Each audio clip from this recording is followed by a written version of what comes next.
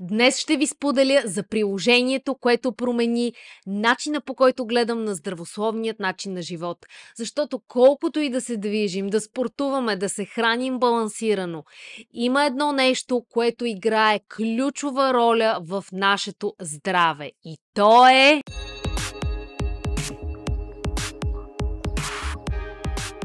безопасността на нашите продукти. Днес ще ви споделя за приложението, с което самата аз проверявам всеки един хранителен или козметичен продукт, който влиза в моя дом. Здравейте, аз съм Йоана, добре дошли в Фиткаст с Йоана всеки петък в 2, мястото, където опитваме да нормализираме здравословният начин на живот, защото моята лична мисия е да вдъхновя повече дами да се грижат за себе си и това да бъде новото нормално. Юка е приложение, разработено за да помогне на потребителите да научат повече за съставките в храните и козметичните продукти, които могат да бъдат вредни. Смята се, че приложението има потенциала да повлияе на начина, по който хората пазаруват, като подчертава всички канцерогенни, алергени, дразнители и, разбира се, ендокринни разрушители, които може да присъстват в хранителните стоки и козметика. Не само това, но заедно с предоставянето на оценки и анализ на съставките за различните продукти, Юка също така предоставя и по-здравословни предложения за хранителни продукти, съответно козметика.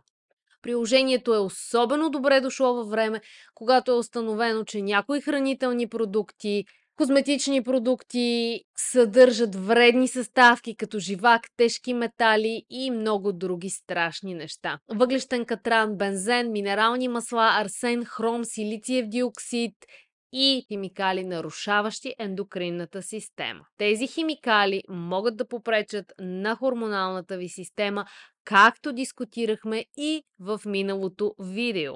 Въпреки че пряката връзка между ендокринните дисруптори и рака все още не е окончателна, някои видове рак се задвижват от хормоните. Ендокринните разрушители като фталати и парабени присъстват в повечето продукти за лична хигиена и това, което влиза в контакт с кожата ви, се абсорбира в кръвоносната ви система, потенциално засягайки хормоните и имунната ви система. Относно причиняващите рак съставки в козметичните продукти, Коен казва: дори ниска доза трябва да предизвика загриженост, особено ако използвате продукта всеки ден.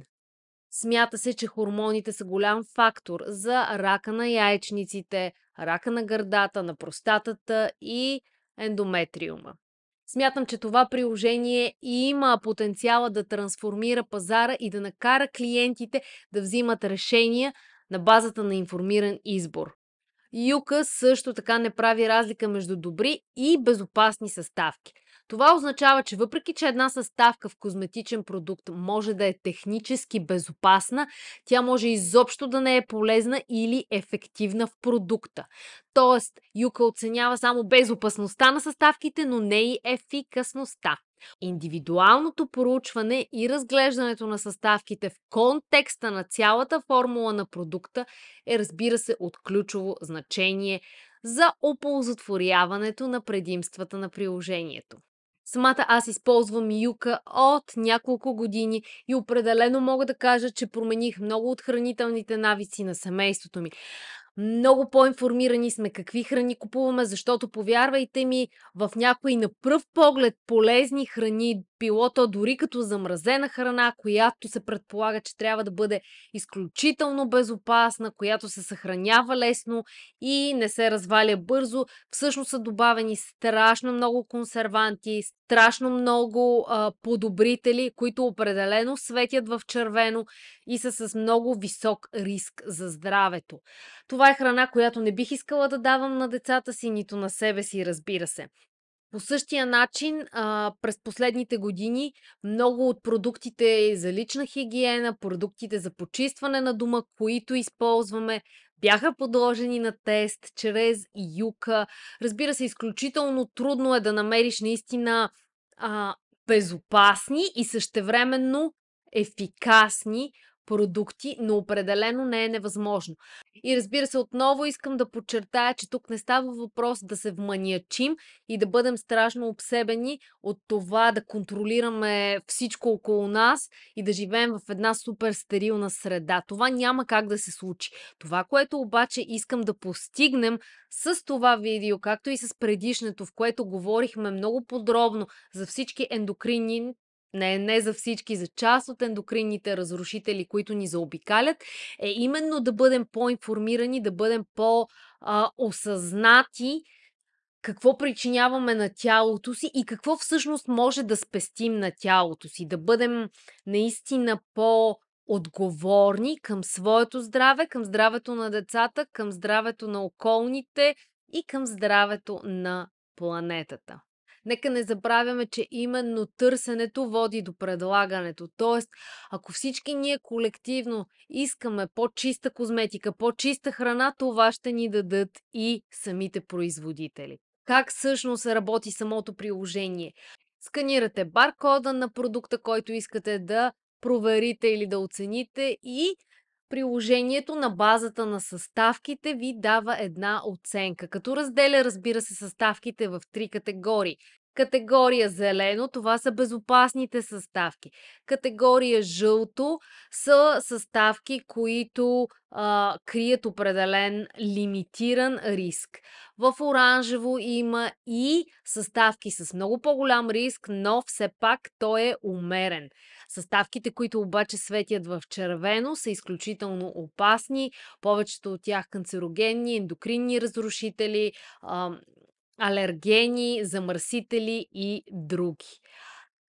И получавате, разбира се, една оценка от 0 до 100.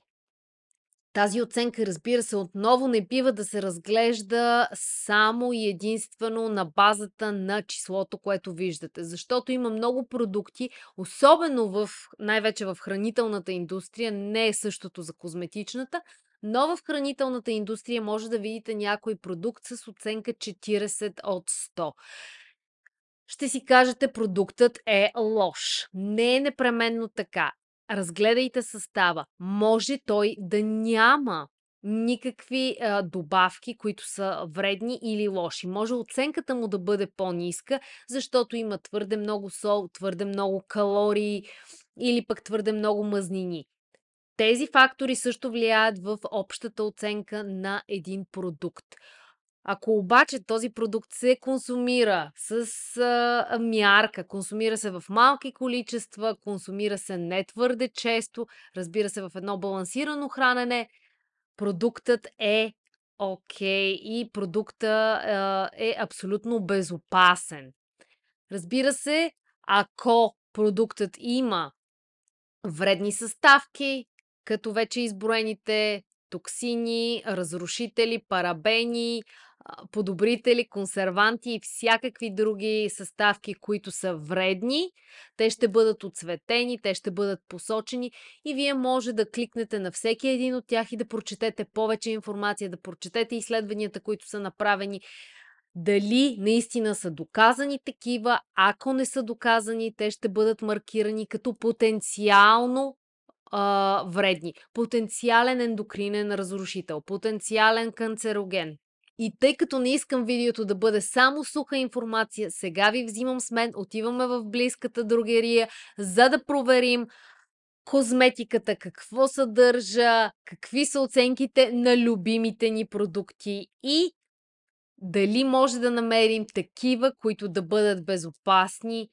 И ето ни пред Супер Дръг. Това е голяма верига в Великобритания, но ще се постарая да тестваме марки, които има навсякъде. Ще започнем с една любима такава, а именно L'Oreal. Нека да тестваме 2 фондютена на тази марка.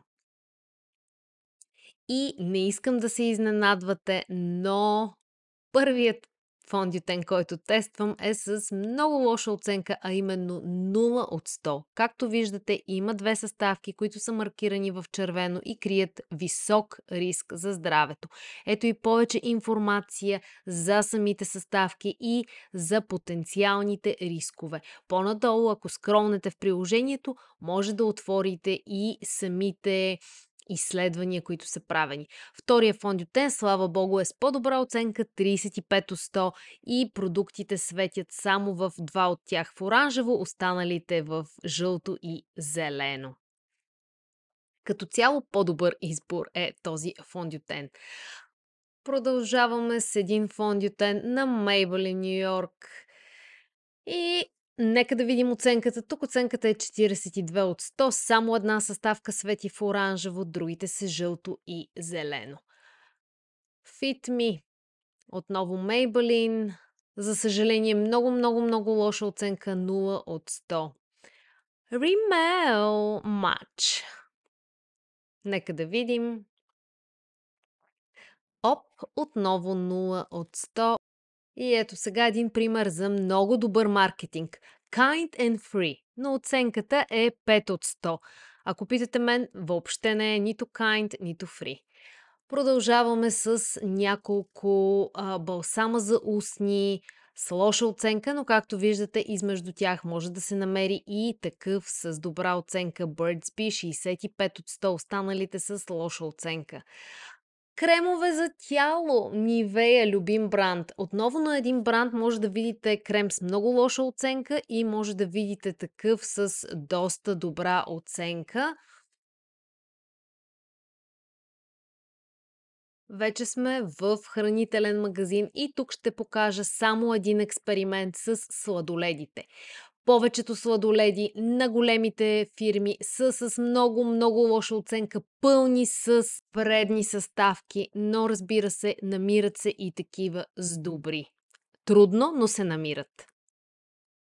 Благодаря ви изключително много, че бяхте с мен в днешното видео. Надявам се тази информация да ви е била полезна, да не ви е стресирала, но да ви е светнала една лампичка в главата и от сега нататък да правите по-осъзнат и информиран избор. Не забравяйте да се абонирате за канала ми, да натиснете камбанката, за да не пропускате ново видео, да ударите един палец нагоре, да споделите видеото с вашите приятели и наистина оставете ми коментар, кажете ми ползвате ли това приложение, помогнало ли ви е, променихте ли своите навици в пазаруването на храна и козметика. А ето тук, ако сте пропуснали видеото за ендокринните разрушители, изгледайте го, изключително полезно и важно е.